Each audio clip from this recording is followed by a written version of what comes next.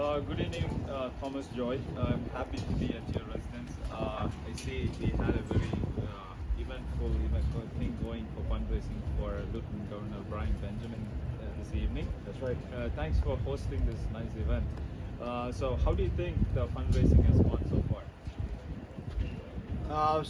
The fundraising itself went very well. We had about 60 people here today, all from the community, business people, community leaders, and just working class people like myself. So our goal was today is January 14th, which is the deadline for the filing deadline, as they call it, and it's important in many ways. One way is to show the candidate that's running how much support that he has from the community to provide and raise funds. Today's the last day, and we wanted to make sure that we get enough money just in time to show our support for the Lieutenant Governor and the Governor, and especially for the Lieutenant Governor, who's a good friend of mine, Brian Benjamin. We have a long-lasting relationship, and he has done so much for us. And today went very well. So we were able to raise about close to $40,000 today. And that came from a lot of groups and individuals like myself. And we want to make sure that he stays in office, and we want to keep those relationships going as well. That helps our community. Thank you. Also, I'd like to find out how can we engage young adults into male and female into active politics. What do you think? What is your take on it? Well, it is important to stay connected, just as a citizen, as a resident of New York, as a citizen and resident of America, to be involved in politics, because politicians govern our country and make laws, and our legislature and executive branch, and of course the judicial branch as well. But it's important to stay engaged and know who is your representative in whatever case it may be, because they are providing the rules and regulations that you are abiding by every day and living. So it affects you very personally and intimately when you live in this country. So it's important to have a voice in your own voice and your community's voice, and you have representation. And that's why you should stay connected. Because if you don't, then people with their own interests, which may be against your interests, will do what they have to do, and your interests are not voiced. So that's why you have to stay engaged. So I'm quite connected with a lot of South Asian communities in and around New York, and my problem I see is they are not engaged. Right. So I tried to do many events where through Zoom platform recent months, because I was very active with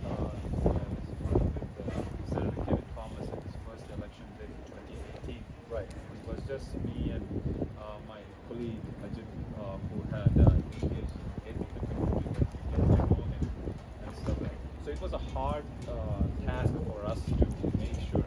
So time and again we see only elders coming into the political things. So how can, as a civic organization, actually group young adults to come and promote or get actively participate or take offices like you young adults are coming? How can we engage them rather than being a doctor or an engineer or software engineer? What do you think? So we've been in this country as a collective group for about 60 years at this point, give or take. Most of us came here about 20 to 30 to 40 years ago, somewhere in that range. So, and we came here, we put our head down, we went to work, and that worked for us because we came from poorer backgrounds, we're immigrants mostly, and that worked for us at that time. We put money away, we said, it's college, we had done that for the first and second generations. But that's just not enough. Our community is growing, and our community has needs. Our problems are more complex, and our concerns are more complex. So as the second and third generation, it is imperative that we get into this field and voice our opinions and voice our concerns collectively. If we don't, we will get left behind. Even though we may be successful as an individual or as a family unit, but collectively we will not be. we can face discrimination. We will not be given the same opportunities that others may get because of the way we look, the way we speak, our background, our religions, our food choices, whatever it may be. But we are distinct people, but we are all living the American dream. And unless we get engaged, especially in the second and third generation, our community will not be able to be successful because our problems are complex. We're growing, and that's why we have to be. And yeah. You are a good example for that, I think. I saw you rise up in our own community. You are a law enforcement officer, and I see you are actively engaged in several events that, whether it's our community or whether it's a community here. As a law enforcement officer, what do you think about the pandemic? How do you have issues controlling crowds, or what do you think? Well, for me, I cannot wait for this thing to be over. Personally, I think we need to be vaccinated, and we need to move on with our lives at this point.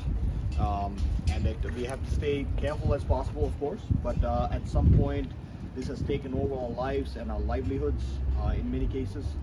And it's time to move on, get vaccinated, get boosted, and whatever else the recommendations are. But don't be afraid to live your lives and do the things that you need to do because we cannot. It's been almost how long it's been, and I think it's just time to move on and stay as careful as possible, of course. Thank you. Here we ended for HEDGE events. We had a wonderful time with Thomas Joy. Thank you for hosting us again, and Lieutenant Governor Brian Benjamin this evening. Thank you. Thank you, sir.